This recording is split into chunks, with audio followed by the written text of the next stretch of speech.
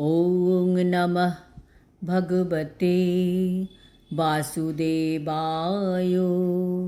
শ্রীমদ্ ভগবদ্ গীতা অষ্টাদশ অধ্যায় মোক্ষযোগ। হরে কৃষ্ণ। আজ আমরা মোক্ষযোগের ১৩ নম্বর শ্লোকটি শুনব। পঞ্চৈতানি মহাবাহো কারণানি নিবোধ মে সাংখ্যে কৃতান্তে প্রক্তানি সিদ্ধয়ে সর্বকর্মণাম। অনুবাদ: হে মহাবীর, বেদান্ত শাস্ত্রের সিদ্ধান্তে সমস্ত কর্মের সিদ্ধির উদ্দেশ্যে এই 5টি কারণ নির্দিষ্ট হয়েছে। আমার থেকে তা অবগত হও। তাৎপর্য: এই শ্লোক থেকে ভগবান জ্ঞান যোগ সম্বন্ধে আমাদের আবার বোঝাবেন। ভগবান বলছেন অর্জুনকে, বেদান্ত শাস্ত্র অনুযায়ী সমস্ত কর্মের সিদ্ধি লাভের জন্য 5টি কারণ আছে, সেগুলি তুমি আমার কাছ থেকে অবগত হও। ভগবান কৃষ্ণ আমাদের বলবেন কিভাবে আমরা কাজ করে বা কর্ম করে সাফল্য লাভ করতে পারব। ভগবান এখানে বেদান্ত দর্শনের উদাহরণ দিয়েছেন।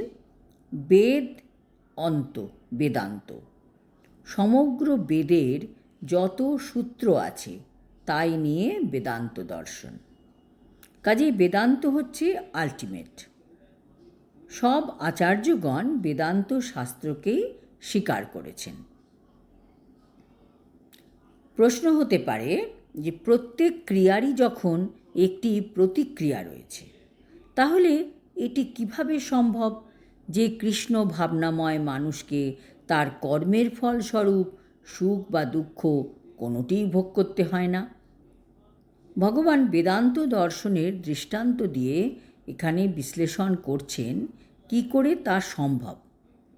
তিনি বলেছেন যে সমস্ত কর্মের পেছনে 5টি কারণ আছে এবং সমস্ত কর্মের সাফল্যের পিছনেও এই 5টি কারণ আছে।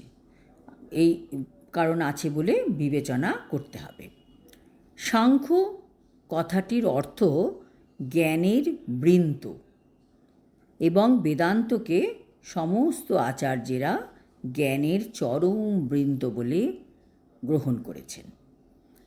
এমনকি শঙ্করাচার্য পর্যন্ত বেদান্ত সূত্রকে এভাবেই স্বীকার করেছেন। তাই এই সমস্ত শাস্ত্রের গুরুত্ব ও প্রামাণিকতা যথাযথভাবে আলোচনা করা আমাদের উচিত। সব কিছুর চূড়ান্ত নিষ্পত্তি হয় পরমাত্মার ইচ্ছা অনুসারে। তাই তো অর্জুন যখন যুদ্ধ করতে চাননি, তখন কৃষ্ণ বললেন, আমি বলছি তুমি যুদ্ধ করো, তোমার কিসের চিন্তা? তাই তো আমাদেরও কোনো কিছু করার আগে শাস্ত্র থেকে নির্দেশ নেওয়া উচিত, কোন কাজটা আমাদের করা উচিত আর কোনটি করা উচিত নয়।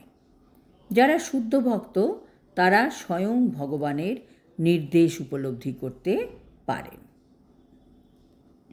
সব কিছুর চূড়ান্ত নিষ্পত্তি হয় পরমাত্মার ইচ্ছা অনুসারে। সেই সম্বন্ধে ভগবদ্গীতায় বলা হয়েছে, সর্বস্ব চাহং হৃদি সন্নিবিষ্ট। তিনি সকলকে তার পূর্বের কর্মের কথা স্মরণ করিয়ে দিয়ে নানা রকম কর্মে নিযুক্ত করছেন।